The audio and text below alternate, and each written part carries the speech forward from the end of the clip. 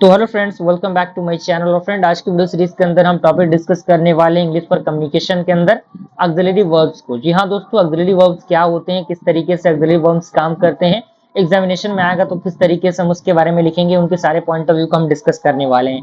लेकिन उससे पहले मैं रिकमेंड करना चाहूंगा कि अगर आपने हमारे इस सब्जेक्ट के प्लेलिस्ट का एक्सेस नहीं किया तो जरूर प्लेलिस्ट का एक्सेस कीजिएगा।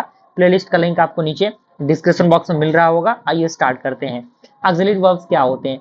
पॉइंट कह रहा है कि basically auxiliary verbs are function words, a type of closed class which is constituted of words that have a grammatical function as opposed to the content words which are an open class of the lexical word।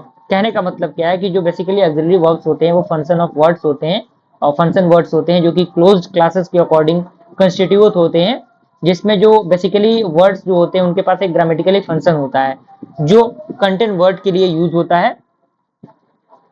और अगला point कह रहा है कि an auxiliary verb is used to add functional और grammatical content.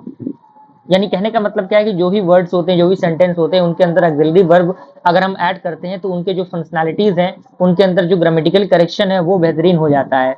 Okay, अगला point कह रहा है कि basically auxiliary verbs are function words, a type of close class constitute of one second यहाँ पे चीजें फिर से रिपीट हो गई हैं। यहाँ पे अनदर वर्ब जो कंसीडर्ड होता है मेन वर्ब के अकॉर्डिंग, और जो ऑक्सिलरी वर्ब्स होते हैं वो किसके नाम से हम उसे जानते हैं, उसे हम लोग हेल्पिंग वर्ब्स के नाम से भी जानते हैं। जैसे कि ऑक्सिलरी वर्ब, हेल्पिंग वर्ब आपने कहीं ना कहीं पढ़ा होगा, आपको इसके बारे में नॉलेज होगा। जैसे यहाँ पे एग्जाम्पल की हम बात करें तो I am writing a book, यानी यहाँ पे एम क्या है, एम एक ऑक्सिलरी वर्ब है जिसे हम लोग हेल्पिंग वर्ब कहते हैं। तो एम आपका क्या है, हेल्पिंग वर्ब है।